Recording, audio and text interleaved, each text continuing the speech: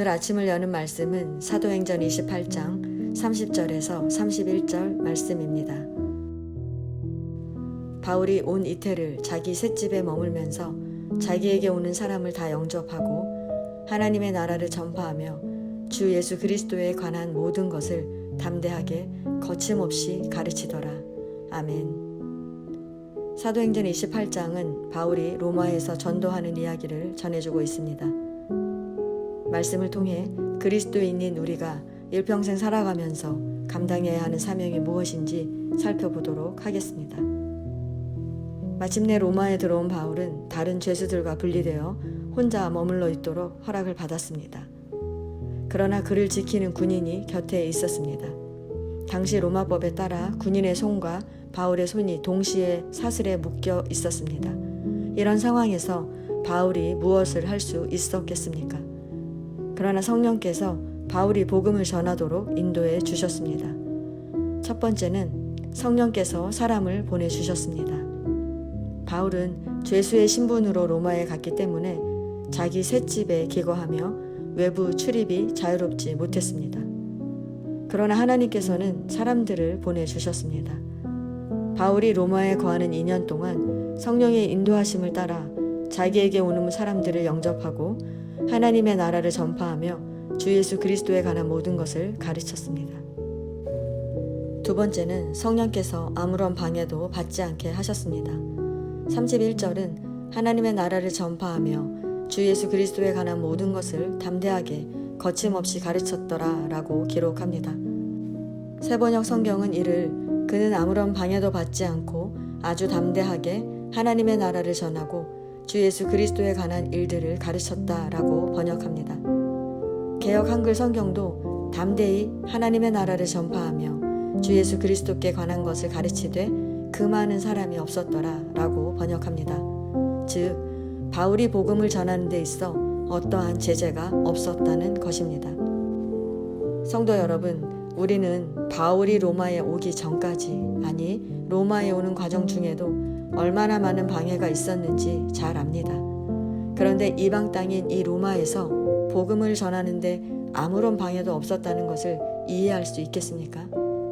이것은 성령께서 방해의 세력을 다 막아주셨다는 것입니다.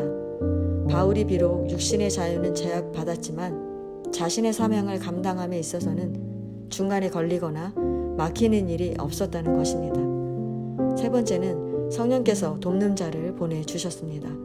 바울은 2년 동안 셋집에 머물면서 찾아오는 모든 사람들을 맞아들였습니다. 그러려면 그의 셋집이 어느 정도 공간이 있었을 것이고 집세도 만만치 않았을 것입니다. 당시 죄수가 거하는 집은 스스로 얻어야 했기 때문에 이 일은 동역자들이 있어야 가능한 일이었습니다. 즉 복음에 대한 바울의 열정과 동역자들의 손길이 연합해서 지속적으로 복음을 전할 수 있었던 것입니다. 이렇게 성령께서 바울이 복음을 전할 수 있도록 인도해 주셨던 것입니다. 성도 여러분, 사도행전은 단순히 사도들이 복음을 전하는 이야기가 아닙니다. 사도들이 복음을 전할 수 있도록 인도하시는 성령에 대한 이야기입니다. 사도들이 복음을 전할 때 수많은 박해가 있었지만 그들이 포기하지 않고 복음을 전할 수 있었던 것은 성령의 인도하심 때문입니다. 바울도 로마에 이르기까지 얼마나 많은 어려움이 있었습니까? 유대인들의 박해로 매를 맞고 감옥에 갇히고 풍랑으로 인해 배가 깨져서 죽을 위기를 겪었고 멜리데 섬에서 석 달이나 발이 묶여 모든 것을 포기해야 하는 상황도 마주했습니다. 그러나 그는 마침내 로마로 들어갔습니다. 아무것도 할 수 없는 상황 속에서 성령께서 길을 열어주셨던 것입니다. 사도행전 1장 8절에 오직 성령이 너희에게 임하시면 너희가 권능을 받고 예루살렘과 온 유대와 사마리아와 땅끝까지 이르러 내 증인이 되리라 라는 말씀처럼 성령께서 예루살렘에서부터 시작하여 유대와 사마리아 그리고 마침내 로마에 복음이 전해지도록 이끄신 것입니다. 성도 여러분, 우리는 어떻게 해야 할지 몰라 전도하기를 두려워합니다. 그러나 사도행전은 복음이 우리의 지식이나 능력으로 전하는 것이 아니라고 말합니다. 어부였던 베드로에게 성령이 임하자 3,000명이 구원받는 역사가 일어났던 것처럼 전도는 성령이 하시는 것입니다. 그러므로 우리가 먼저 성령 충만함을 받으면 예수 믿는 사람을 잡으러 다녔던 바울이 복음 전도자가 되었던 것처럼 성령께서 연약한 우리로 하여금 예수 그리스도의 증인으로 살아가도록 이끌어 주실 것입니다.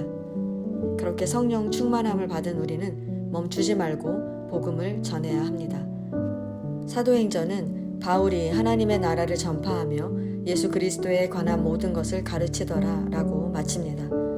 바울이 로마에서 복음을 전한 결과가 어떻게 되었다가 아니라 가르치더라입니다. 이 동사는 현재 진행형으로 계속 가르치고 있다는 것입니다. 즉 사도행전은 현대를 살아가는 우리 그리스도인들에게 멈추지 말고 복음을 전하라고 요청하는 것입니다. 우리는 전도하다가도 박해를 당하거나 열매가 없으면 쉽게 포기합니다. 그러나 전도는 성령이 하시는 것이기 때문에 우리는 성령의 인도하심을 따라 멈추지 말고 복음을 전하기만 하면 됩니다. 그렇게 우리가 멈추지 않고 복음을 전하는 것이 바로 예수 그리스도의 증인으로 살아가는 것입니다.